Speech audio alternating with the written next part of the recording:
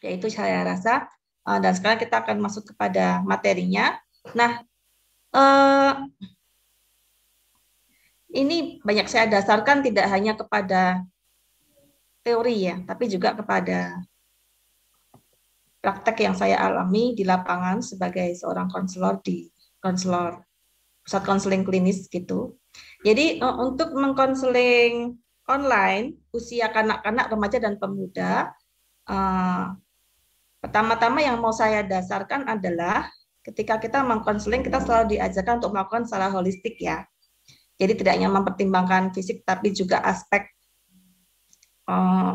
tidak hanya mempertimbangkan aspek psikologi atau mental tapi juga fisik, sosial, budaya, kemudian juga spiritual. Nah, tetapi hal kedua yang perlu diperhatikan seorang konselor adalah memperhatikan tahap tumbuh kembang daripada klien.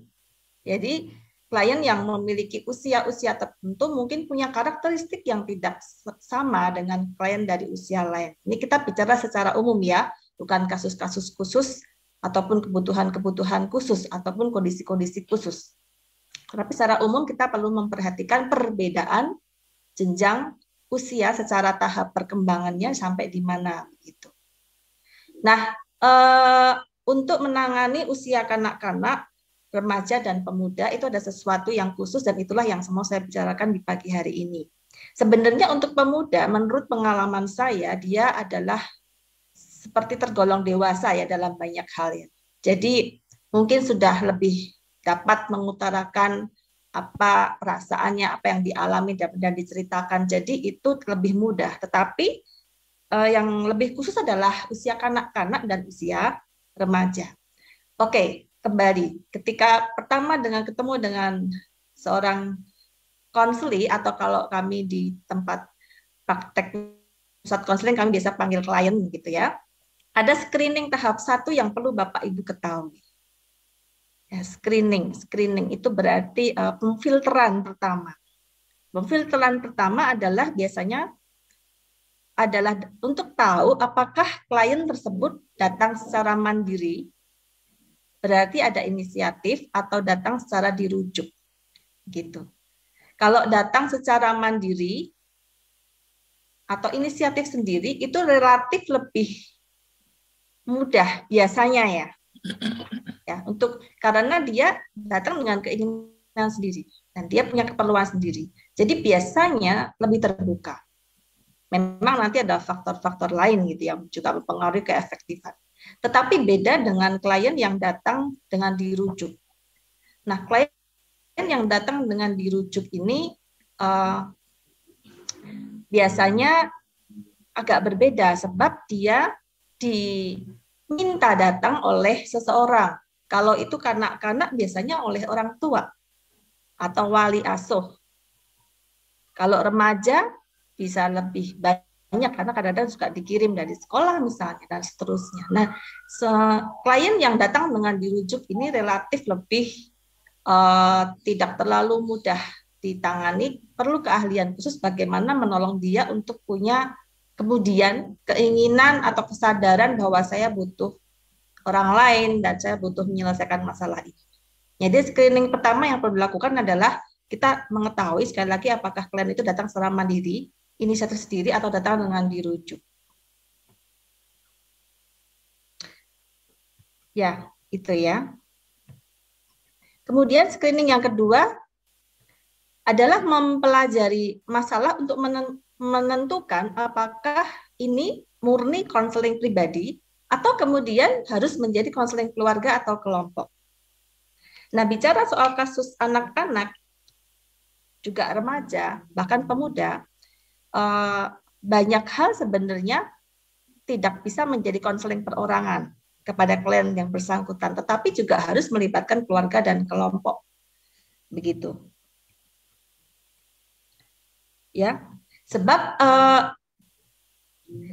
ini ya, yang selanjutnya, sebab kita mengetahui bahwa masalah anak itu identik dengan masalah pengasuhan, gitu. Jadi dalam hal itu apakah bisa anak sendiri yang ditreatment? Tidak bisa. Pengasuhan berarti lingkungannya, terutama lingkungan keluarga.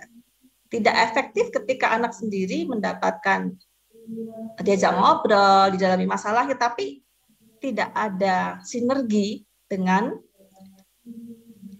pengasuhnya. Atau kalau dalam psikologi sebenarnya bahasanya significant others ya. Significant others itu artinya orang yang sangat mempengaruhi pengasuhan keseharian dan tumbuh kembang ataupun karakter anak itu gitu. Nah, jadi kami selalu memberikan kewajiban sebenarnya kalau ketika biasanya orang tua yang datang ya ke klinik gitu. Orang tua yang datang ke klinik lalu minta cerita anaknya begini-begini gitu, bagaimana gitu. Nah, biasanya kami sebisa mungkin mendorong orang tua mau terlibat dalam proses konseling. Ya. Jadi tidak bisa hanya anaknya. Bahkan kadang-kadang ketika sudah bicara dengan orang tuanya, mungkin anaknya nggak apa-apa. Tapi orang tua atau pengasuhnya ternyata yang sebenarnya punya problem. Atau maksudnya ada sesuatu yang perlu di work out together gitu, yang perlu dikerjain bersama, yang perlu kita dampingi begitu. Nah, di situ ini perlu screening kedua ini, gitu ya. Dan kalau bisa, memang saya menyarankan untuk konseling usia kanak-kanak atau remaja pemuda yang memang berkaitan dengan pengasuhan, sebaiknya mau mendorong orang tua wali yang berkaitan untuk mau ikut dalam proses konseling.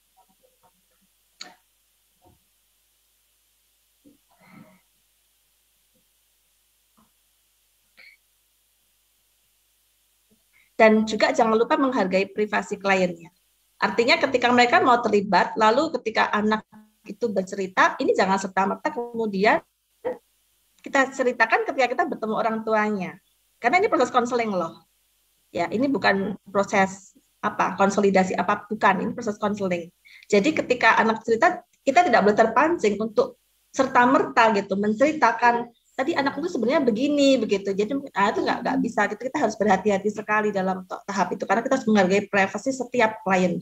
Baik klien itu adalah anaknya ataupun orang tua atau wali asuhnya. Sebaliknya sama, ketika kita sedang mengkonseling orang tuanya, kemudian kadang-kadang kita terbawa perasaan gitu ya, mau sampaikan ini ke anaknya gitu. Jadi ketika ketemu anaknya disampaikan, nah itu juga harus sangat berhati-hati.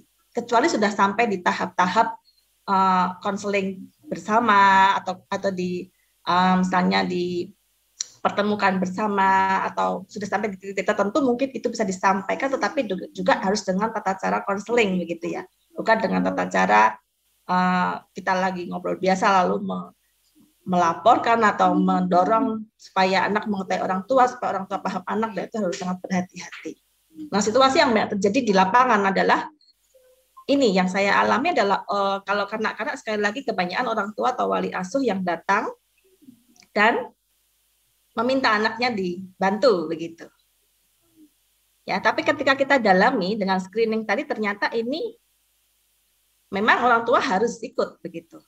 Nah, seringkali yang terjadi adalah orang tua atau wali tidak bisa terlibat atau tidak mau terlibat. Tetapi ini dua hal yang berbeda. Tidak bisa itu misalnya ada kasus di mana orang tuanya tidak di sini gitu.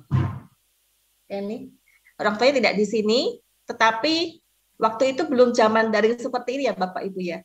Jadi dilibatkan, kita tidak punya pikiran untuk pakai video call atau apa waktu itu. Benar-benar belum zaman online dan hybrid seperti ini gitu. Jadi tidak bisa terlibat. Tapi beda dengan yang tidak mau terlibat gitu.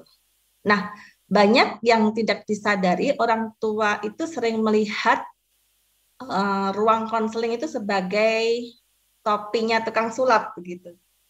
Jadi kalau topi tukang sulap mungkin teman-teman pernah lihat ya, baik lihat langsung dipertunjukkan atau di film kartun begitu ya. Ada kelinci dimasukkan yang keluar bunga. Ada bunga dimasukkan yang keluar uang.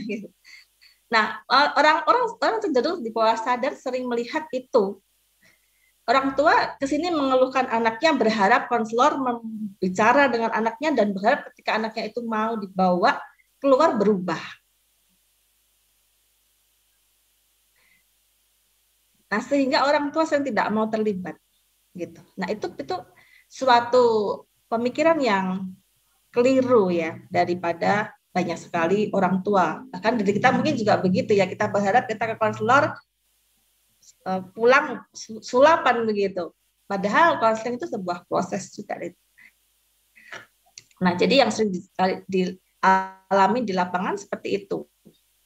Tapi ada juga orang tua yang atau wali yang mau terlibat, namun ternyata tidak kooperatif, tidak sabar. Nah, itu saya alami banyak sekali. Jadi sebenarnya mau diajak ngobrol, tapi sampai di titik tertentu tidak sabar dengan proses yang harus dialami. Kemudian tidak sabar, kok tidak ada perubahan? Kan sekali lagi mereka berpikirnya begitu ya. Kita tuh seperti tukang sulap yang diharapkan bisa mengubah keadaan, bisa mengubah orang gitu. Nah, jadi itu masih menjadi pola pikir yang umum ya daripada para banyak klien gitu. Sehingga mereka tidak kooperatif gitu. Ya. Atau juga banyak orang tua yang tidak menyelesaikan konselingnya atau tidak lagi sabar mendampingi anak-anaknya datang karena tidak kooperatifnya termasuk tidak mau disalahkan. Nah, jadi masih ada paradigma rupanya bahwa kalau anak keliru itu ya anak gitu. Masa saya yang disalahkan gitu. Saya pernah mendapati klien seperti itu ya. Jadi ketika dia konseling ternyata sebenarnya tidak perlu anaknya, ini perlu orang tuanya gitu. Lalu dia bersedia datang kepada saya. Waktu itu soal habit anaknya yang suka menggigit-gigit pensil dan seterusnya begitu. Lalu kita bicara gitu ya. Kemudian dia, oh gitu ya, jadi saya yang mungkin kurang tepat. Oh dia sadar gitu. Tapi di pertemuan kedua ketika ini kan bisnisnya kita berkembang gitu ya, kita masih mendalami gitu. Sebelum saya bicara dia sudah bilang, ini kayaknya saya lagi ya yang salah ya. Gitu. Dan di situ tidak semua orang tua terbuka dengan menyadari bahwa anak-anak itu produk dari pengasuhan kita. Gitu, dan mereka tidak mau disalahkan. Maka itu juga perasaan-perasaan yang sering timbul yang kemudian membuat orang tua menjadi enggan dengan konseling karena merasa mereka disalahkan. Padahal sebenarnya kita sedang meneliti bersama, mendalami bersama masalahnya, bukan gitu. Nah, yang terakhir memang ada anak-anak yang tidak mau terlibat proses. Itu juga pernah saya alami. Jadi orang tuanya sangat pingin gitu dan mau terlibat gitu, tapi anaknya ini tidak mau gitu. Anaknya ini punya paradigma, ini mesti mama bawa saya ke sini karena saya begini-begini gitu. Saya nggak mau gitu. Nah itu, jadi itu di lapangan dengan kena-kena itu dan orang tua tuh memang unik gitu ya. Dan tapi itulah yang bisa saya sharingkan, itulah yang banyak saya alami gitu.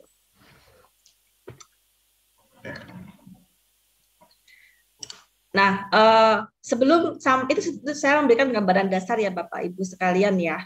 Nanti kita akan masuk ke bagaimana mencoba menolong untuk klien di usia kanak-kanak dan bagaimana mencoba menolong klien di usia remaja. Tapi dasarnya dua, lakukan screening 1 dan screening 2. Yang pertama adalah klien itu datang dengan kesadaran sendiri atau dirujuk karena itu sudah dasar yang berbeda.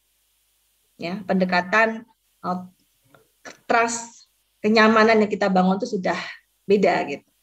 Yang kedua, perlu memahami, mendalami masalah dulu. Kalau di kita di klinik ada yang namanya intake.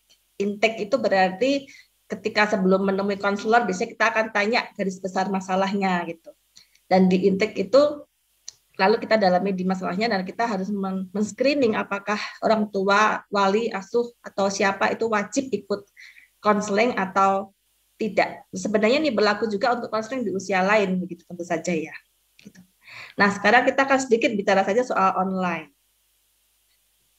Nah, untuk bertemu secara online, biasanya ada 3 hal yang kami bicarakan dengan klien. Yang pertama adalah janji temu waktu, tanggal dan jam berapa. Yang kedua, platform yang mau kita pakai. Jadi kita harus sepakat, ini klien nyamannya pakai apa. Gitu. Yang paling saya sering gunakan adalah video call WA, karena itu paling praktis ya. Lalu yang ketiga, kita memberikan petunjuk kepada klien, yaitu kita harus memberitahukan sebelumnya apakah ada tempat yang private yang tenang gitu, yang tidak berisik, yang dia bisa privasi sendirian karena sedang ngobrol dengan kita dan terdengar orang gitu kan.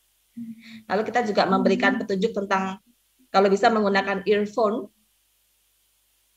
supaya percakapannya tidak terlalu didengar orang. Dan khusus untuk kanak-kanak dan remaja baiknya ada persiapan sarana tertentu. Kalau itu onsite, nanti saya akan sedikit sharingkan apa saja kira-kira persiapan khususnya. Tapi kalau onsite itu kita sediakan. Tapi kalau online kan kita tidak bisa menyediakan. Jadi ini pra pertemuan ya yang saya bicara semua ini ya. Jadi di situ kalau untuk onsite kita harus bicara di pra pertemuan yang sebenarnya itu apa-apa sarana tertentu. Misalnya kepada anak-anak kita mau pakai sarana menggambar, ya berarti diberitahukan ke orang tuanya atau anaknya, nanti terserah siapa yang bisa diajak pas untuk diajak bicara gitu kan ya, kalau anak tergantung usianya. Nah untuk menyediakan itu di rumah, jadi bisa nggak menyediakan kertas, kemudian alat gambar misalnya gitu, karena itu online ya. Jadi janji temunya jelas, platform yang dipakai sepakat, lalu petunjuk-petunjuk krusial yang mungkin kelihatan sepele tapi itu perlu. Ya, dan khususnya kalau itu konseling anak dan orang tua juga, orang tuanya harus diberitahu ketika anaknya online sama kita, you nggak boleh denger gitu, nggak boleh curi-curi denger. Itu privasi yang harus dijaga dari anak gitu. Sebaliknya juga sama, tentu saja kalau orang tua lagi ngomong untuk konseling, ya jangan di dekat anak begitu. Itu harus sesuatu yang saling menghargai antara anak dan orang tua, tapi ini harus dibicarakan, disepakati sebelumnya, termasuk dengan remaja gitu. Ya.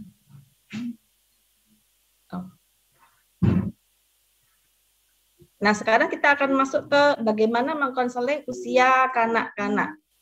Kanak-kanak di sini saya definisikan sampai sekitar SD. Ya. Para ahli membagi rentang tahap tumbuh kembang itu tidak persis sama tahunnya, tetapi kira-kira seperti itu. Nah, teman-teman yang sudah dibekali dengan ilmu konseling pasti tahu ya tentang keterampilan konseling, tentang keholistikan, itu jangan dilepaskan. Tetapi di sini saya hanya meng-highlight atau menekankan hal khusus yang perlu kita perhatikan ketika mengkonseling klien di tahap usia ini. Untuk anak-anak, PR utamanya adalah membantu mereka bisa mengeluarkan apa yang dirasakan, apa yang dipikirkan. Jadi keterampilan mendengarnya harus lebih peka. Sebab di usia kanak-kanak itu belum tentu bisa paham apa yang mereka rasakan. Apalagi membahasakan. Meskipun catatannya mereka merasakan. Begitu ya. Pasti bapak ibu yang punya anak-anak paham ini ya. Anak kita bagaimana membedakan kecewa dengan marah. Kalau usia pemuda ke atas mungkin bisa membahasakan. Remaja pun mungkin mulai bisa gitu ya. Tapi remajanya usia berapa?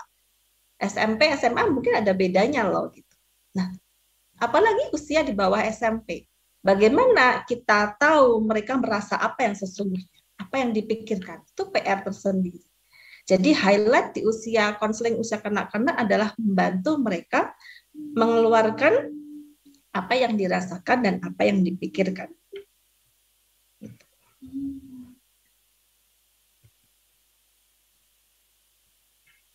Nah, sorry.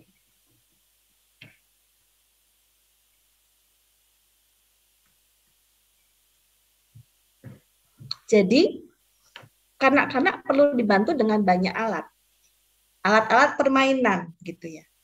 Maka sesi pertemuannya Anda harus sangat fleksibel kepada usia kanak-kanak. Kalau usia yang lebih besar, apalagi yang datang dengan inisiatif sendiri, seperti kemarin saya terima kasih sudah mengikuti sesi yang hari lalu gitu ya. Bapak Ibu ketika bermain peran bisa menceritakan. Lebih enak konselornya, hanya tinggal bagaimana konselor itu ahli untuk memahami dan menangkap perasaan, pikiran, akar masalah dan seterusnya, begitu. Tapi di usia kanak-kanak itu beda, sekali lagi seperti yang saya ceritakan. Jadi setengahnya lebih baik bermain bebas. Khususnya di sesi-sesi pertama ketika anak belum nyaman, belum terbiasa, kita orang asing kan bagi dia. Kita tuh stranger, orang asing. Nah, jadi berikanlah waktu untuk bermain bebas. Khususnya hal ini untuk membangun rasa nyaman, dekat, percaya dengan konselornya, dan familiar atau terbiasa. Ya, anak itu perlu biasa sehingga mereka merasa nyaman kan. Nah, jadi setengahnya sesinya bermain bebas, bermain kreatif. Gitu. Lalu setengah sesinya jika kayaknya ready untuk masuk, catatannya begitu ya. Jika ready untuk masuk, maka kita akan melakukan konseling, tetapi harus secara lebih kreatif daripada dengan orang dewasa. Sebab tadi anak-anak tidak serta-merta semua itu bisa menceritakan apa yang dia rasa dan seterusnya. Nah, itu kita harus selalu cross check. Nah, di sini ada ceritanya, perhatikan kesukaan anak. Maksudnya begini, ada klien saya yang apakah kamu suka nulis gitu? Terus apa puisi itu SD ya? Kamu nggak suka, ya berarti kita tidak memberikan sarana pensil kertas untuk menulis sesuatu di hari itu. Tapi dia sukanya menggambar gitu. Oh, jadi kita kasih dia, kita siapin sarana kertas gambar, mungkin peralatan gambar begitu. Jadi perhatikan kesukaan anak-anak itu. Nah, kalau pengalaman saya nih ya, nggak bermaksud untuk gender, tapi pengalaman saya kalau cewek lebih banyak aktivitas yang bisa dibangun, tetapi dengan anak cowok itu agak susah gitu ya. Jadi cowok sukanya apa gitu? Oh, dia suka lempar tangkap bola, ya nggak apa-apa. Ada apa di situ yang bisa kita lakuin gitu. Jadi pertama-tama memang sesinya setengahnya untuk togetherness, untuk bonding. Yang kedua baru kalau bisa masuk dalam konseling. Nah, konseling kreatif di sini berarti kita tidak bisa ngobrol seperti kemarin ada simulasi ya, atau antara orang dewasa begitu. Tapi kalau anak-anak berarti mungkin menggunakan sarana permainan untuk menolong mereka menceritakan sesuatu pelan-pelan, apa yang dirasakan, atau dia hari ini gimana gitu, gimana di rumah, gimana di sekolah. Nah, gitu. Jadi bisa memakai konseling-konseling kreatif gitu. Dan mengapa permainan? Karena dalam permainan terkandung refleksi, Bapak Ibu. Ya, dia bisa merefleksikan kejadian, perasaan, pemikiran gitu. Dan ini jalan menuju percakapan. Bahkan mungkin ketika kita minta gambar, yuk coba yuk digambar yuk hari ini gambar warna apa ya yang apa?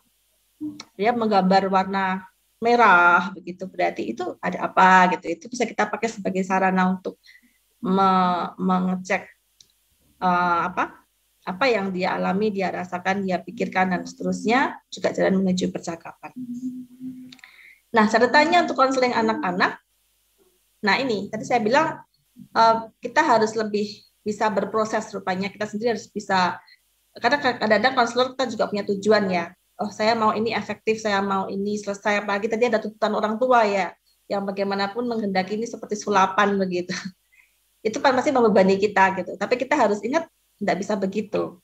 Jadi untuk anak-anak selain sesinya harus setengahnya itu untuk bonding, nah ini tidak memaksakan anak juga. Jadi ketika kita sudah janjian, tetapi anaknya kok kelihatannya nggak mood, di schedule aja, diganti jadwal. Gitu, karena mereka nggak prepare, mereka nggak ready, kita nggak bisa maksain.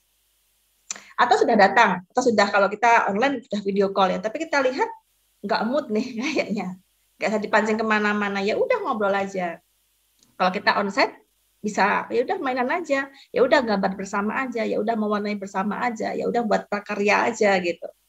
Jadi benar-benar kadang-kadang sebuah sesi menjadi sesi yang kayaknya tidak efektif sebab tidak ada percakapan yang dapat digali. Tetapi it's okay karena itulah konseling anak gitu.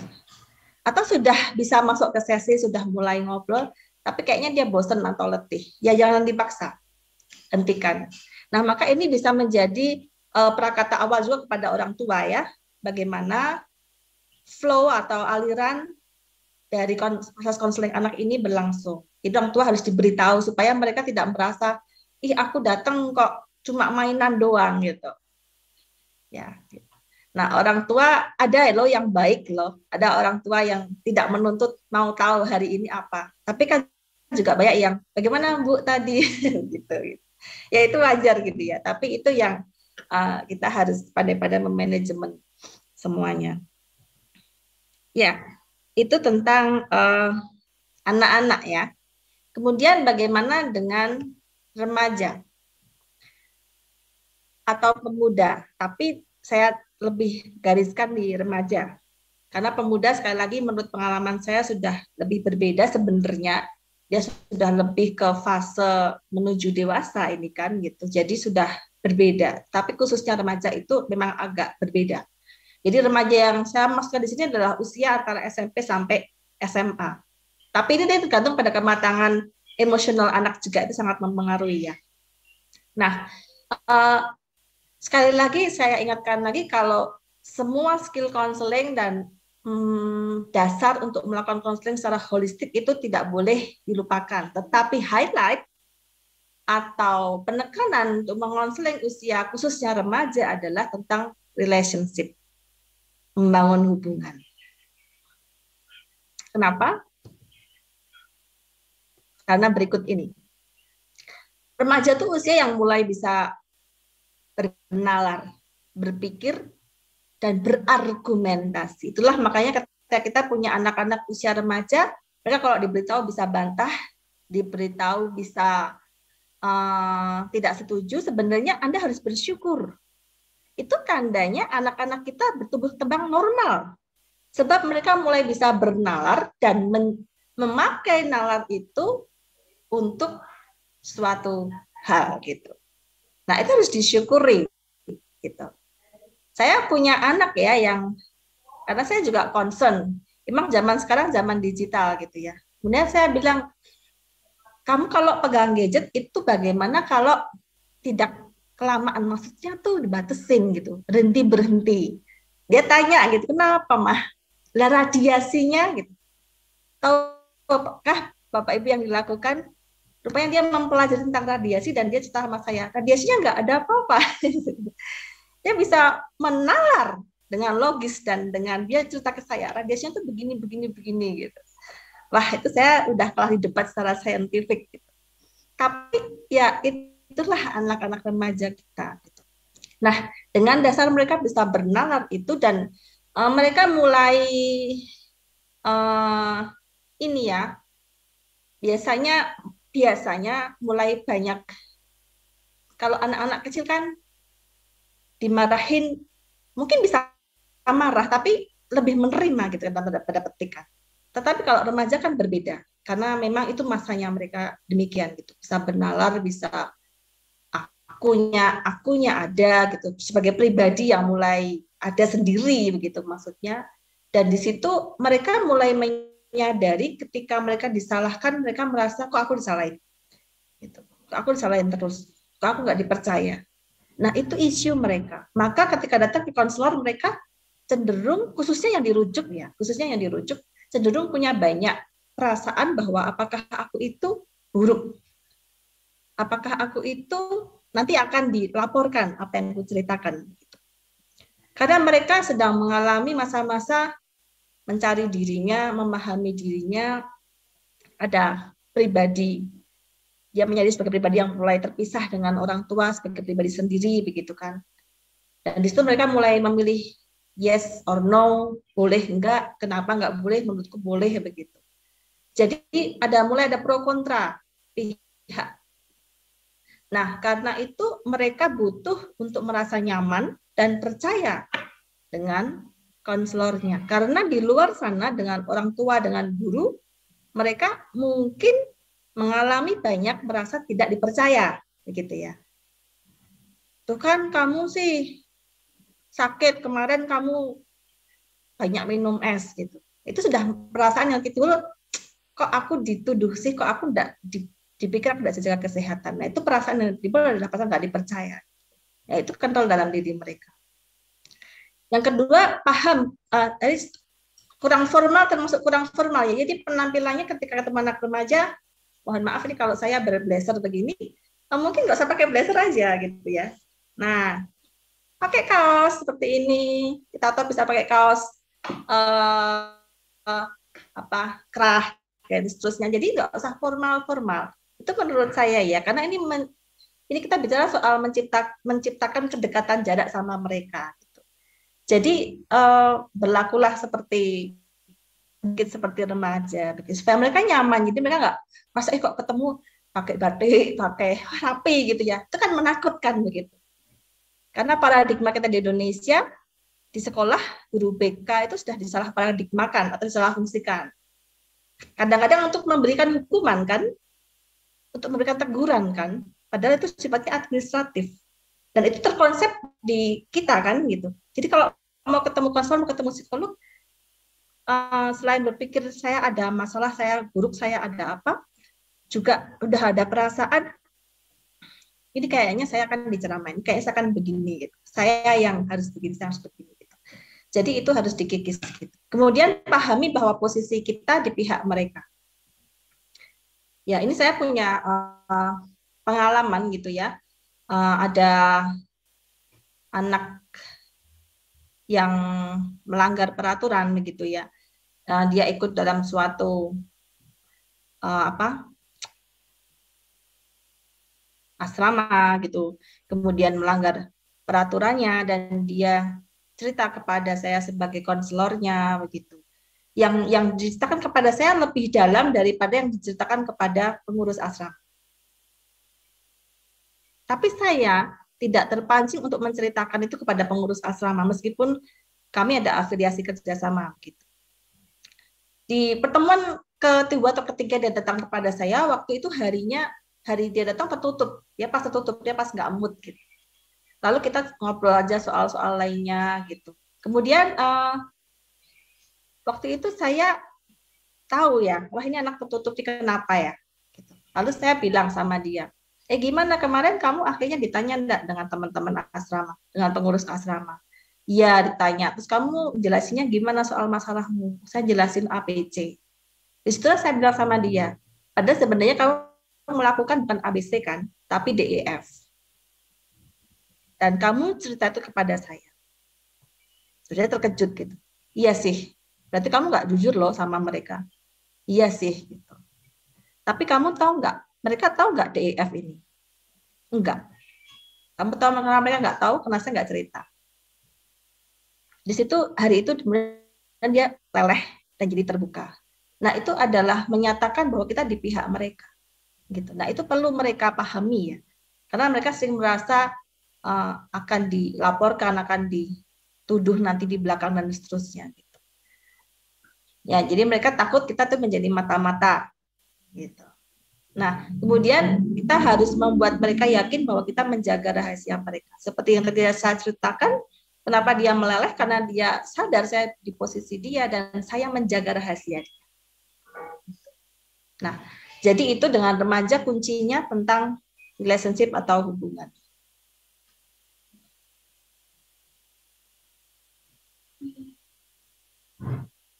Jadi izinkan mereka mengendalikan session ya, tapi bukan mengendalikan konselor. Maksudnya remaja itu nggak bisa dipaksa ya. Kalau kita dengan orang dewasa, kita tahu apa yang kita mau lakuin di sesi ini dan dia mungkin ditanya kita mau apa hari ini, kita bisa menerangkan, kita bisa membuat goal bersama-sama, tapi dengan remaja tidak bisa selalu begitu. Jadi izinkan mereka mengendalikan sesi.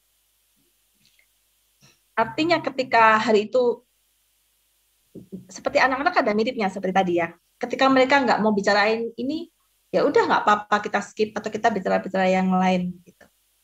Kadang-kadang saya juga berpikir dia nggak ready banget nih untuk ngobrol. Oke, kita ngobrol yang lain dulu gitu. Nanti kalau mereka ready kita kembali gitu. Mereka bilang kayaknya kita lihat mereka capek. Kenapa capek? Oh, aku habis les tadi Bu, jadi baru kesini gitu. Ya udah jangan dipaksa, ya udahlah. Kalau tidur apa kita besok aja. Kalau kamu ngantuk kamu pulang tidur aja gitu. Jadi nggak apa-apa, mereka boleh memberikan opini mereka. Nah itu yang kita mau timbulkan dan dihargai. Izinkan mengadakan sesi artinya kita menghargai mereka sebagai individu, opini mereka kita mulai hargai. karena mereka mulai menjadi pribadi yang by himself atau herself gitu. Nah, kemudian oleh karena itu tadi sesi pertemuannya kalau di anak-anak itu separuhnya boleh silahkan bermain, separuhnya kalau ready melakukan konseling dengan kreatif. Kalau di remaja juga mirip gitu. Boleh ketika kelihatannya ini suasananya lagi nggak langsung dia mau terbuka atau apa, ya kita ngobrol dulu aja bebas. Bahkan bisa melakukan aktivitas kreatif.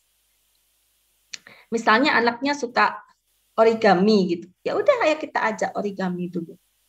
Saling belajar, ya ketawa ketiwi aja gitu, saling membantu. Nah, di pertemuan remaja tadi saya bilang tidak harus formal banget gitu ya. Termasuk cara duduknya.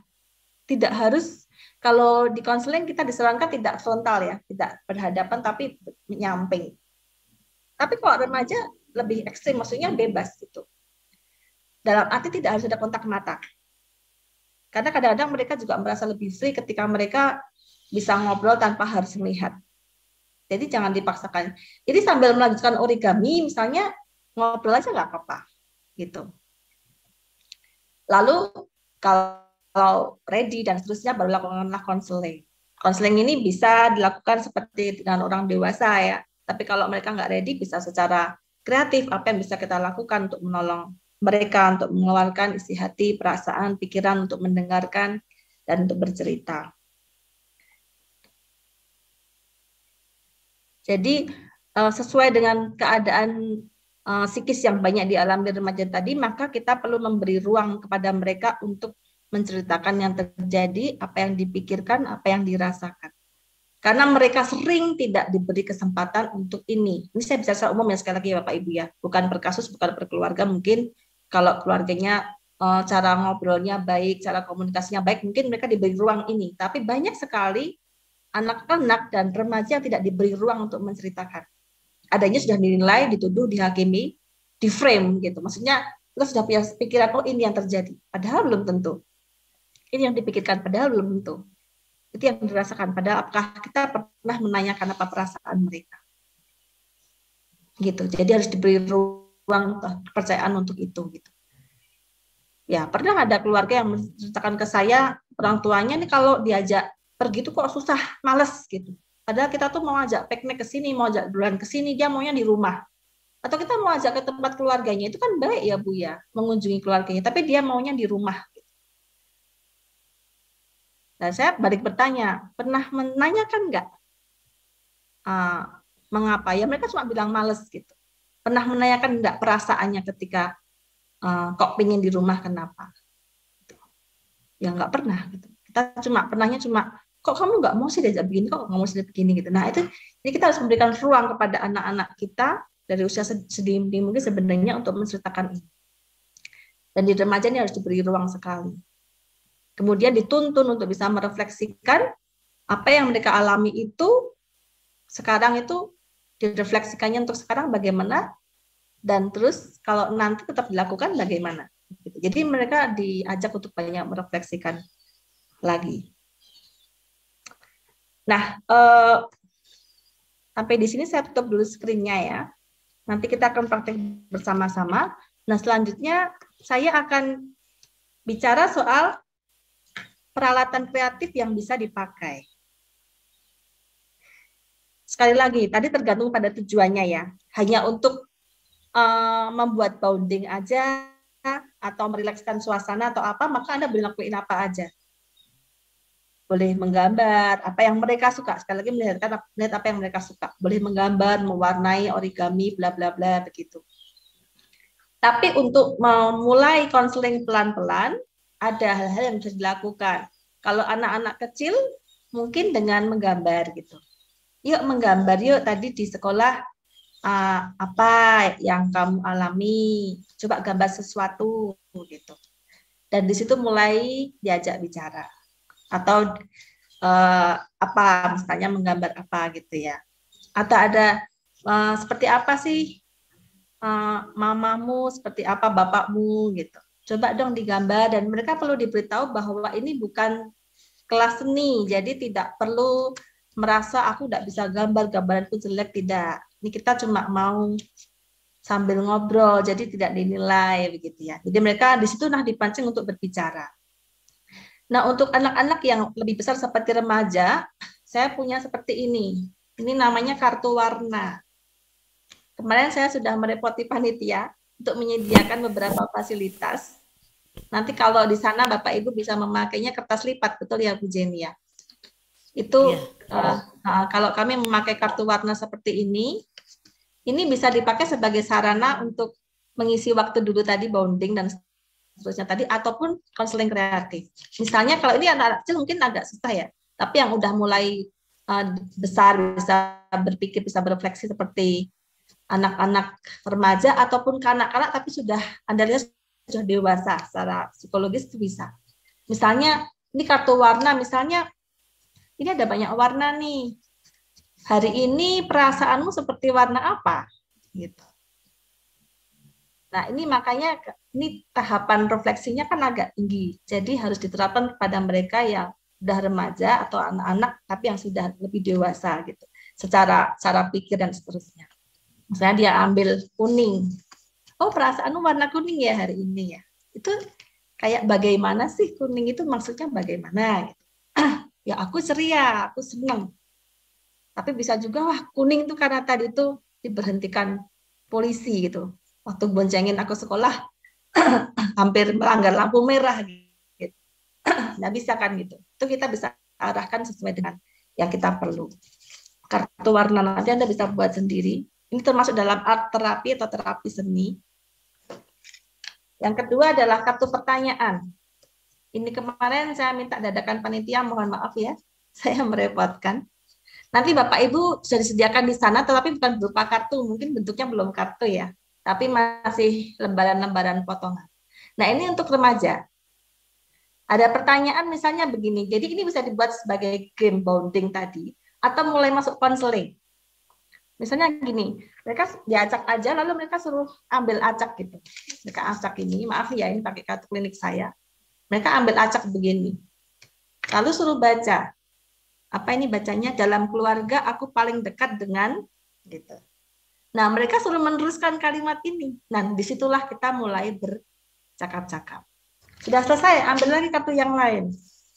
Acak gitu. Mereka ambil, baca. Oh, ini kok mirip ya. Saya ambil yang lain. Apa aku senang sekolah? Gitu. Nah, jadi bisa membuat pertanyaan-pertanyaan sendiri yang sesuai dengan konteks klien ataupun situasi di sana, situasi remaja di sana, dan itu bisa kita jadikan kartu pertanyaan. Nah, itu bisa dipakai untuk bonding ataupun mulai konseling dengan usia remaja. Nanti dari situ digali, bisa menjadi penggalian. Lalu yang ketiga saya punya ini juga refleksinya agak dalam. Ini namanya kartu emosi atau kartu perasaan. Jadi yang di sini dituliskan adalah, kebalik, jenis-jenis perasaan. Jadi Bapak Ibu harus bisa bedain dulu ya, perasaan itu apa saja gitu. Kalau perasaan dasar tuh ada senang, marah, jijik dan seterusnya, beberapa jenis, tapi banyak yang lain-lain. Lalu ini juga sama konsepnya. Ini kita kocok, lalu dia suruh ngambil satu. Nah, ini perasaan apa? Tegang. Nah, caranya kalau ini, caranya adalah dia nggak nunjukin ke saya. Kalau tadi kan kartu pertanyaan kan dia baca lalu dia meneruskan gitu ya, atau menjawab. Kalau kartu ini dia akan menceritakan situasi di mana dia kemudian merasa tegang. Gitu. Jadi ini yang tahu dia sendiri. Wah, tegang ya. Terus saya pun berpikir. Jadi kan misalnya setiap kali maju di depan kelas tuh aku merasa ini. Gitu. Nah kita akan tebak, merasa apa? Takut? Enggak. Malu? Enggak. Nah sampai dapat gitu. Ini seperti game juga. Tapi ini membantu mereka sebenarnya juga membantu kecerdasan emosi. Jadi di situ kan mereka mulai bisa menamai emosinya, mulai bisa mengenali apa yang sedang dirasakannya gitu.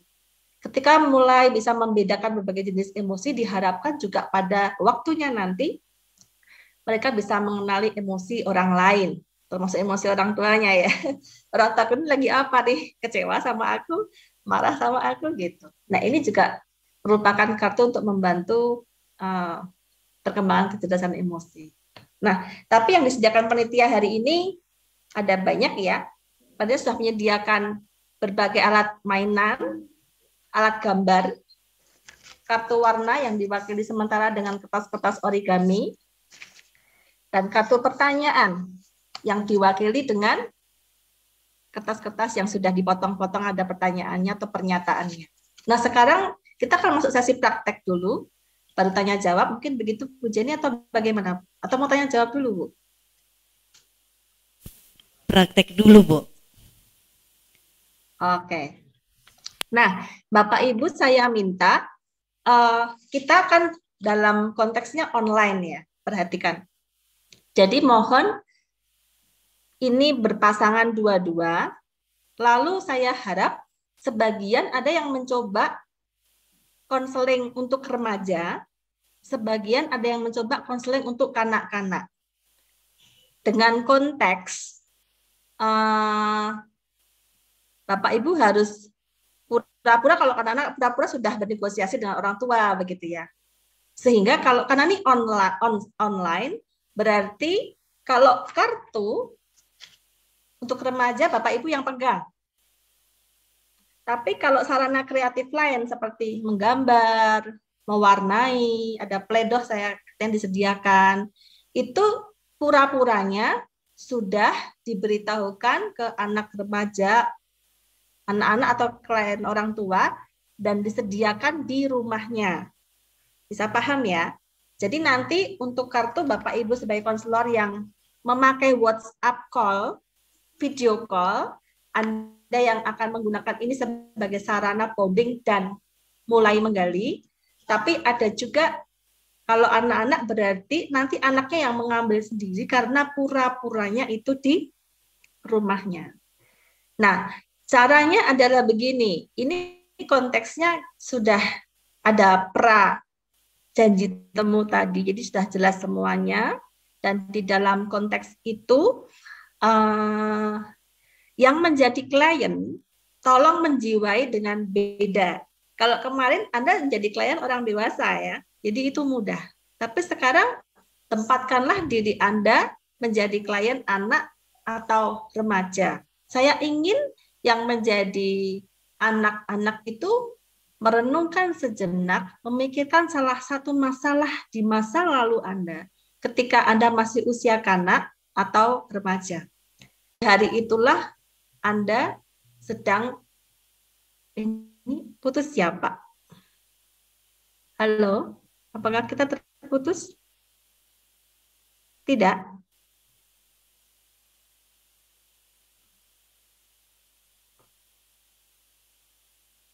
Oh, tidak terputus ya Bu Jenny? Oke, jadi di hari itu Anda kembali ke hari Anda mengalami masalah sebagai anak-anak dan remaja, dan di hari yang sama Anda bertemu dengan konselor Anda. Boleh? Mohon maaf ini karena online saya hanya mengarahkan dari sini, nanti panitia akan bantu. Ada pertanyaan? Apakah ini terlalu susah? Ada pertanyaan Bapak Ibu? Oh, coba dulu Bu, nanti coba dulu baru tanya. Teman-teman mau coba dulu, nanti gimana-gimana baru tanya ke Bu Lydia. Begitu dulu Bu? Ya. Ya, nah nanti Anda telepon dengan klien menggunakan WhatsApp call. Pertama-tama konselor wajib mengkonfirmasi apakah klien sudah di tempat yang sendirian, apakah klien bisa tidak terdengar atau memakai earphone. Itu kita biasakan confirm dulu ya di awalnya. Gitu. Ya, silakan.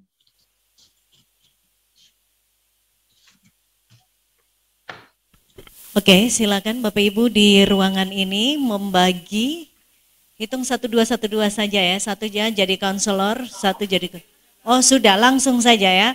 Oke, 2 baris di depan menjadi ada di rentang usia anak-anak, 2 baris di belakang ada di rentang usia remaja. Silakan. 2 depan ini konselinya adalah anak-anak. 2 baris ke belakang, konselinya adalah remaja. Bapak Ibu bisa mengakses semua alat di sini yang sudah disebutkan oleh Bu Lydia. Di sini sudah ada kartu warna, sudah ada flanel, ada yang menjahit juga bisa, tempel menempel ada spidol aneka warna, ada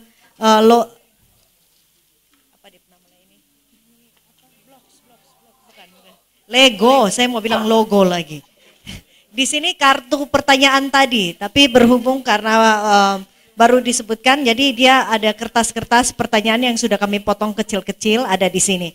Kami sedang akan membuatkan, terserah, kalau memang masih suka main Lego boleh, kami juga siapkan speaker, kalau memang mau ajak dia suka menyanyi atau dengar musik atau apa untuk sementara, terserah Bapak Ibu, bawa pulang tidak bisa, bayar nanti ya. Kami sedang menuliskan kartu perasaan, nanti sambil proses jika Bapak Ibu membutuhkan ada di depan. Silakan. Begitukah Bu Lydia? Ya, terima kasih panitia dan teman-teman. Silakan. Silakan Bapak Ibu, waktunya berapa menit? 15 menit ya. 10 menit lah, 10 menit supaya bisa banyak diskusi nanti dengan Bu Lydia. Bu Lydia ini praktisi, jadi lebih enak karena sering praktek, teman-teman juga bisa sharing untuk itu. Silakan.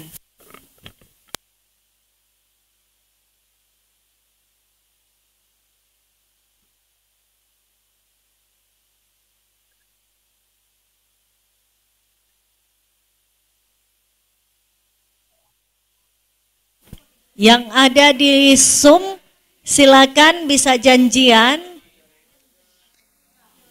Saya lihat sebentar, Bapak Karel ada, sebentar ya, sebentar, 14,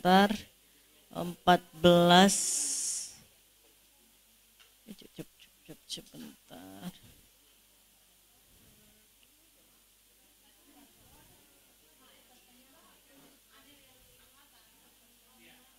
Kartu pertanyaannya itu yang dipakai oleh konselor. Sedangkan alat-alat main itu yang dipakai oleh konselinya. Bapak Ibu, mohon perhatian, konselor hanya memilih kartu pertanyaan. Boleh, silakan. Sedangkan anak-anak konselinya yang ambil ke sini, karena ini di rumah konselinya. Bukan konselor menyediakan. Ini ingat konseling online. Jadi barang-barang ini diambil oleh konseli seakan-akan barang-barang ini ada di rumahnya dia. Begitu.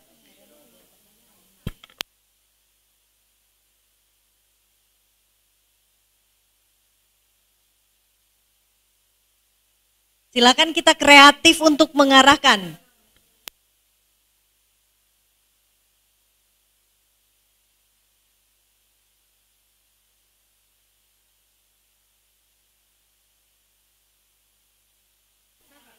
Yang di layar bisa, yang di Zoom, di layar Zoom, bisa saling memilih di situ siapa mau berteman dengan siapa.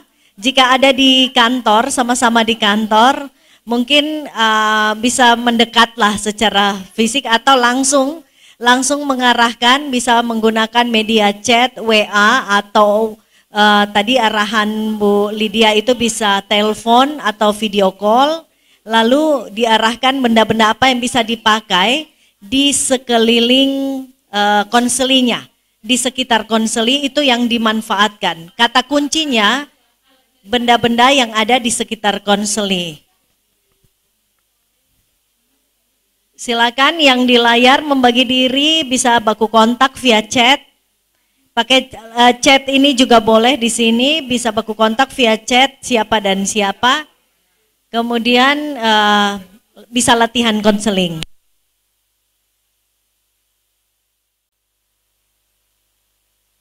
Ya, selesai Bapak Ibu, mari kembali ke ruangan.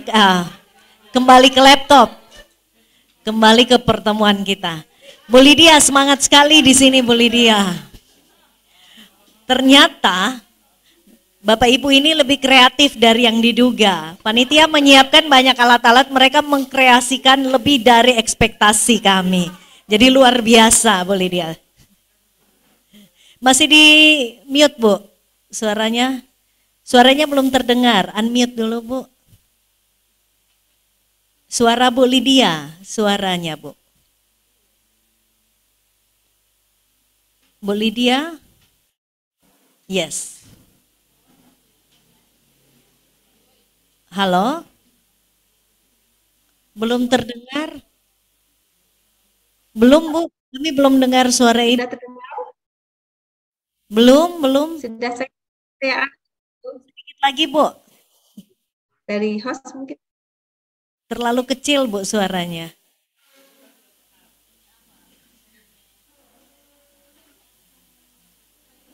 Tidak terdengar sama sekali Bu. Coba sekali lagi minimal kayak tadi lah.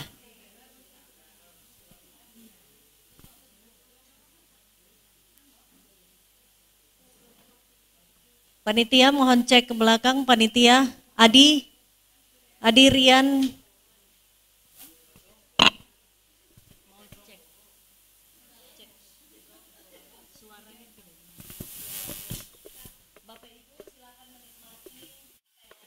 Sudah bisa ya? Ini sudah Bu. Sudah. Ya, mantap. Bapak Ibu sambil menikmati mohon Bu memperhatikan. Jenny, saya nggak bisa dengar.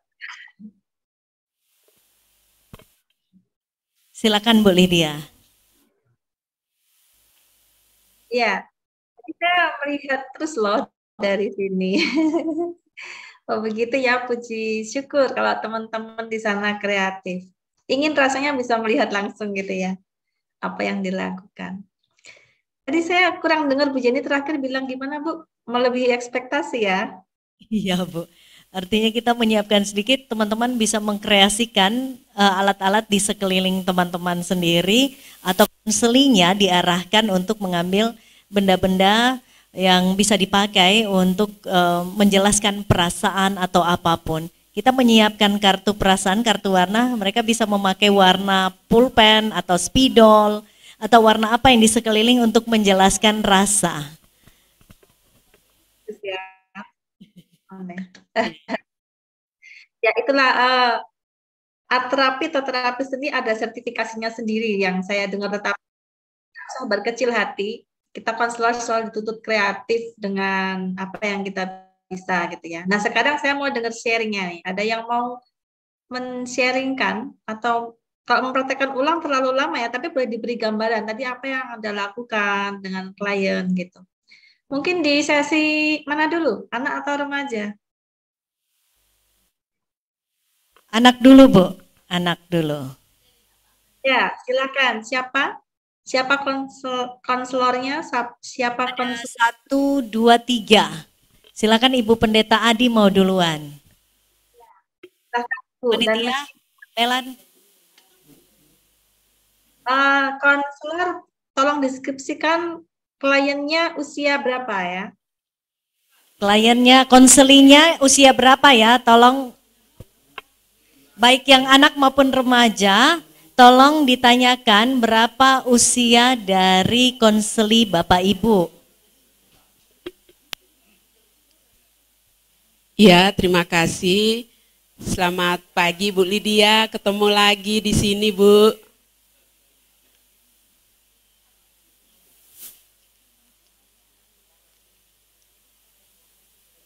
Ya, saya kebagian konseling kepada anak-anak usia 8 tahun. Sebelumnya saya sudah buat janjian sama mama dari konseli saya. Dan ketika buat janjian lewat telepon, mama dari konseli ini sudah sedikit bercerita tentang apa yang terjadi dengan anaknya. Kemudian kami buat janjian untuk berjumpa secara langsung. Dan ketika mama membawa konseli yang umur 8 tahun ini. Anaknya masih pemalu dan melihat saya sebagai orang asing. Dan karena itu saya buat permainan bersama mamanya dulu. Kami jadi, Ibu bertiga tadi kah?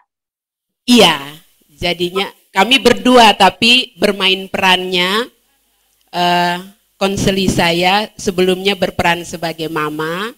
Lalu kemudian ketika bermain permainan, konseli sudah menjadi anak usia 8 tahun dan dia menyaksikan bagaimana saya dengan mamanya bermain. Pindahkan segera batu kecil sambil menyanyi, lalu menggunakan balok-balok warna ketika nyanyi lagu Pindahkan Segera Batu Kecil. Nah, ketika kami dua bernyanyi sambil bermain memindahkan balok warna ini, Bapak Ibu yang lain mohon suaranya dikecilkan, dipelankan karena ada teman kita yang sedang presentasi. Mohon kita mendengarkan. Kita sedang latihan konseling, telinganya lebih banyak dipakai daripada mulutnya. Terima kasih. Ya, terima kasih Kak Jenny. Lalu saya dengan mama dari konseli ini terus bermain. Dan diam-diam konseli ini mulai curi-curi pandang. Dan ketika dia curi-curi pandang, dia juga tertarik untuk memegang balok permainan mamanya. Dan ketika dia memegang balok permainan mamanya, saya menawarkan untuk bagaimana kalau saya dengan dia yang berganti-gantian menyanyi sambil memindahkan balok warna ini. Dan dia setuju. Dia setuju. Jadi kami berdua bermain Pindahkan Segera Batu Kecil, bernyanyi, dan setelah lagunya diakhiri, saya bertanya kepada dia, ini adek dapat balok yang mana, yang warna apa? Lalu disitulah dia mulai menjawab dan dia sudah asik bermain dengan saya. Nah, ini menjadi pintu masuk untuk saya siap lagi untuk melakukan konseling. Karena saya mendapat cerita dari ibunya atau mamanya bahwa konseli ini terlalu dilindungi oleh bapak dan mama, terkhusus bapaknya, karena sejak kecil dia mengalami sakit-sakitan. Sedangkan konseli ini dia rindu untuk bermain sama teman-temannya di luar. Tapi ketika dia rindu bermain seperti lompat tali atau pakai karet tali merdeka, permainan-permainan itu disediakan oleh bapaknya, tetapi meminta dia untuk bermain di dalam rumah. Nah, ini yang kemudian dia menjadi pribadi yang cengeng, suka menyendiri, tidak mau beraktivitas di luar. Dan itu nampak ketika perjumpaan awal. Jadi begitu Bu Lydia dan teman-teman. Terima kasih. Terima kasih, tepuk tangan dulu buat kelompok Bu Adi dan rekannya. Oke, ada tanggapan dari teman-teman dulu? Ada hal yang diapresiasi atau ditambahkan? Ada, silakan Mama Diana. Mama Pendeta Diana mau bicara, Bu Lydia. Silakan. Ya, terima kasih Bu Lydia, mungkin sedikit pencerahan untuk kami. Tadi konselornya sudah mendapatkan warna apa yang disukai oleh konseli. Bolehkah, yang saya maksudkan adalah konselor sudah mesti menarik kesimpulan apa yang dirasakan oleh konseli dari warna itu yang dia pilih. Apakah memang harus sampai pada titik itu supaya itu menjadi catatan penting untuk bagaimana dia menolong anak itu. Kan tadi saya lihat masih ada baru masuk di pintu masuknya untuk mau konseling. Tapi memahami apa rasa dari anak itu melalui warna yang dia pilih belum sampai pada titik itu. Nah, apakah kami juga harus ada sampai deskripsi itu pada titik itu? Itu yang pertama, Ibu Lydia. Saya kira itu dulu supaya saya belum ada yang kedua. Makasih. Ya, terima kasih, kasih Maman. Mama Diana. Ada yang lain? Saya. Oh, Baik, Ibu Marta, Mama Marta, silakan. Ya, baik. Terima kasih Ibu Lydia.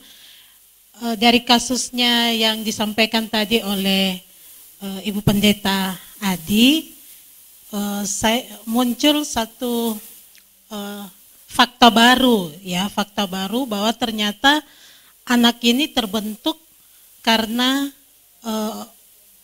orang tuanya, ayahnya yang sudah seperti membatasi sejak kecil, ya, anak ini sehingga berkarakter seperti itu. Nah, pertanyaan saya buat Ibu Lydia, apakah ketika kita melakukan konseling bagi anak, terungkap fakta-fakta seperti ini, maka konseling kita berubah menjadi konseling keluarga? Apakah seperti itu? Terima kasih.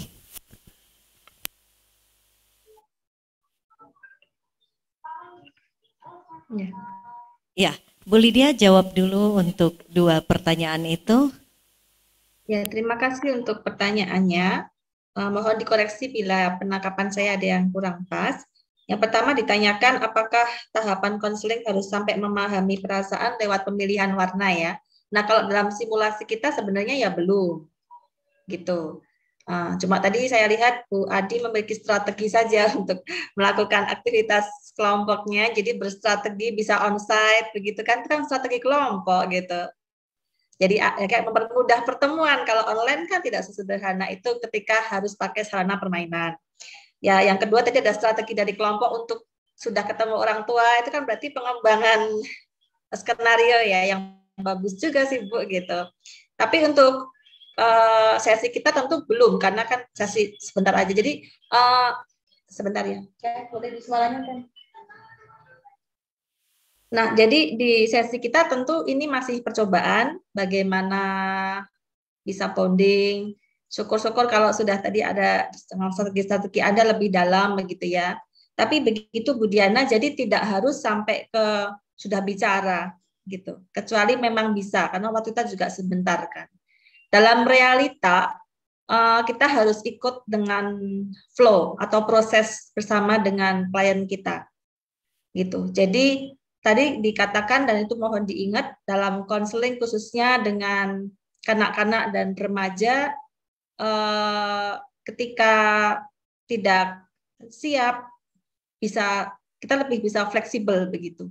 Jadi tidak harus sekali pertemuan jadi semua, enggak. Tapi sesuai dengan apa yang bisa sedalam apa kita bisa melakukan di hari itu. Kalau masih perlu bonding 1-2 pertemuan enggak apa-apa gitu. Yang penting orang tuanya diberitahu agar tidak merasa tidak ada progres begitu. Jadi orang tuanya juga tidak salah tangkap gitu ya. Kamu ketemu kok mainan terus sih sama anakku, gimana tuh gitu.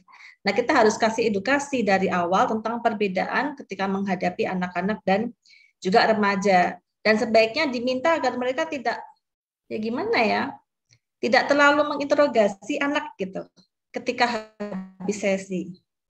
Seperti juga kita tidak jangan terpancing untuk menjawab interogasi orang tua. Karena ini sifatnya calling, jadi kita harus menjaga ranah itu. Begitu Bu, mungkin saya harap menjawab ya. Dan kalaupun ada warna-warna yang disebut, kita tidak boleh menginterpretasikan. Tetapi itu hanya sarana untuk mendalami perasaan, pikiran, atau situasi menurut si anak gitu. Jadi kalau tadi ada balok ditemukan warna apa, itu sarana saja untuk kemudian bertanya, wah warna itu bagaimana begitu. Tapi kita tidak menginterpretasikan. Kalaupun kita punya interpretasi, sebagai konselor selalu harus dikonfirmasi apakah yang kita tangkap itu benar atau tidak. Karena konseling itu ilmu seni, tapi harus berdasarkan sebenarnya fakta objektif yang bisa kita gali. Begitu Mama Diana, semoga menjawab. Yang kedua, ada pertanyaan ya, tadi kalau dari kelompok yang Bu Adi betul itu nanti Bu Adi wajib melanjutkan dengan menawarkan kalau bisa mewajibkan atau mendorong ada konseling keluarga gitu. Karena anak kita bantu menjadi pribadi yang lebih baik. Tapi gini, sebelumnya itu kan cerita versi orang tua ya. ketika konseling yang kita dengar adalah kita harus percaya fakta, tetapi juga kita harus selalu meng-cross check. Apalagi dengan anak dan orang tua, itu kan persepsi orang tua. Belum tentu salah memang, tapi kita harus meng-cross check. Kita harus lihat apakah anak itu cengeng, betul nggak? Apakah itu hasil dari overprotective, atau ada sesuatu yang lain loh. Kalau konseling basically sebenarnya kita harus mencari akar permasalahan. Itu harus selalu diingat. Di sesi kemarin ini mungkin tidak terlalu timbul ya, tetapi seyogyanya apapun nanti metode yang mau kita pakai, tetapi kita harus memahami akar masalahnya itu apa, baru kita putuskan kita mau pakai jenis pendekatan yang seperti apa. Anak yang cengeng menurut orang tua karena overprotective, belum tentu. Maksudnya bukan nggak percaya sama orang tua, tapi kita harus wajib meng-cross check. Oleh itulah itu masuk dalam sesi konseling. Karena kalau mau berandai-andai bisa saja bukan karena di overproteksi maka dia menjadi manja. Tapi siapa tahu sedih hatinya karena merasa sakit. Siapa tahu merasa tidak menjadi pribadi yang kuat dan beda karena di overproteksi. Tapi maksudnya ada sisi-sisi yang tidak serta-merta itu overproteksi, tapi ada perasaan-perasaan dia sendiri. Mungkin juga ada citra diri yang keliru kan. Saya itu makhluk lemah gitu. Nah, jadi di bagian-bagian itu kita harus cari akar permasalahannya. Dan nah di Bu Adi tadi kalau itu kalau kasus beneran memang harus tadi ya, sangat saya saran untuk mendorong orang tua ikut proses konseling. Tidak hanya ayahnya, tetapi juga ibunya. Nah, di dalam kasus-kasus anak kita harus mengerti siapa significant others anak-anak ini. Significant others adalah orang-orang yang punya peran serta sangat penting dalam tumbuh kembang anak. Biasanya yang mengasuh dan tinggal bersama anak. Karena nggak semua anak notabene diasuh oleh orang tua. Ada yang diasuh oleh lebih kepada kakek nenek. Meskipun ada orang tua. Tapi ada juga yang dititipkan ke kakek nenek, orang tuanya jauh. Ada juga yang diasuhkan ke kampung, dititipkan ke om, tante, dan seterusnya karena berbagai latar belakang ataupun pilihan mereka. Nah, jadi significant others-nya pertama-tama adalah orang yang di dekat mereka, yang dari dulu mengasuh mereka. Kemudian bisa melebar ke, ya kita lihat masalahnya begitu. Jadi kalau di masalah yang Bu Adi tadi mungkin ayah dan ibunya, dan kita lihat di sekelilingnya nanti ada siapa. Gitu. Apakah ada kakaknya yang juga mengoverproteksi gitu. Tapi sekali lagi harus meng-cross check dulu akar permasalahannya ya. Jadi tidak serta-merta informasi orang tua itu sekali lagi bukan tidak kita percaya, tetapi itu satu sisi yang mau kita lihat dari sisi yang lain kebenarannya. Terutama kebenaran menurut versi klien yang bersangkutan. Gitu. Ya, Bu Lydia. Kira-kira kita bisa langsung ke yang kedua, Bu Lydia, yang kelompok kedua, karena waktu kita tinggal 5 menit. Ya, boleh ya, Bu Lydia? Ya, silakan teman-teman remaja yang lain, mohon maaf presentasinya nanti kita sendiri ya. Yang remaja 2 baris di belakang, Ibu Rin dan kelompok, silakan. Bisa bergegas ya, waktu presentasi 2 menit. Oh, videonya ada, berarti lebih cepat lagi, bergegas. Bu Lydia ini sudah sampai ada videonya, Bu. Oke. Mari kita lihat. Teman-teman yang lain, punya teman-teman lain, kalau bisa divideokan, akan kita save dan kita lihat progres belajar, karena setelah ini mungkin ada pelatihan berikutnya, kita bisa menilai progres kita sampai di mana. Silakan, Bu. Ya, baik, terima kasih. Saya dan Pak Pendeta Widodo, konseling saya peran sebagai anak dari teman konselor. Jadi nanti dalam percakapan kami memang soal identitas kami tidak terlalu perdalam karena memang kami sudah saling kenal. Konselor adalah ayah dari teman saya, teman yang cukup dekat. Saya yakin waktunya terlalu sedikit untuk kita mempercakapkan sesuatu yang menarik seperti hari ini. Ini bisa menjadi catatan UPP Pastoral untuk memberi untuk menyediakan waktu khusus yang rentangnya lebih panjang Anggap saja ini pemanasan ya Bu dan teman-teman semua yang di sini. Dan silakan Bu Lydia untuk closing statement-nya. Ya, oke. Ya, terima kasih Bapak Ibu. Mohon maaf, memang yang kedua saya nggak mendengar suara. Tapi mengapresiasi usahanya, bahkan sudah merekam. Nah, catatan saya sebentar sebelum closing statement, ketika Anda online dan mau merekam, harus meminta izin kepada klien. Ya, tadi saya tidak tahu mungkin sudah izin, tapi saya hanya mengingatkan jika perlu harus meminta izin. Kalau kita di klinik pakai informed consent. Informed consent itu kontrak tentang bagaimana dilaksanakan konseling, berapa lama pertemuan, do and don'ts gitu ya. Termasuk izin merekam ketika diperlukan, itu ditandatangani oleh klien dan konselor. Jadi itu perlu izin, kalau bisa tertulis. Kalau at least chatting gitu. Jadi ada punya bukti ketika nanti dipermasalahkan. Tetapi kita juga harus menjaga bahwa apa yang kita rekam jangan bocor. Dan itu hanya untuk keperluan benar-benar bagi klien sampai terminasi atau seterusnya. Ya, itu. Nah, closing statement-nya adalah mungkin kembali kepada fondasi dari perkataan saya di awal. Ketika menjadi konselor, kita harus selalu memperhatikan skill konseling itu benar, memperhatikan tahapan konseling itu benar, lalu kita juga harus memperhatikan keholistikan konseling, yes itu benar, tetapi jangan lupa ada sesuatu yang sangat penting, yaitu perhatikanlah tahap tumbuh kembang klien untuk membantu kita menemukan cara yang lebih tepat dalam mengadakan konseling prosesnya, baik bonding ataupun ketika memilih metode-metode sarana-sarana selama konseling. Ya, mungkin itu yang saya perhatikan, dan saya mendorong Bapak Ibu untuk mempelajari psikologi perkembangan ya, meskipun tidak secara akademis, tetapi mungkin secara otodidak supaya membantu kita memahami tahap tumbuh kembang dan manusia itu sendiri, juga psikologi kepribadian untuk memahami kepribadian setiap orang-orang. Buat teman-teman yang tidak terjawab atau nggak sempat kita bicarakan tentang prakteknya dan ada pertanyaan, silahkan nanti Bu Jenny boleh mengontak saya welcome. Terima kasih untuk kesempatannya, mohon maaf bila ada yang kurang dan salah. Terima kasih. Ya, terima kasih banyak Bu Lydia untuk hari ini. Salam manis dari Kupang, jika pernah ke sini, semoga someday bisa ke sini lagi. Oke. Amin. Thank you Bu Lydia. Bye-bye. Terima kasih. Ya. Ya, dadah dari semua.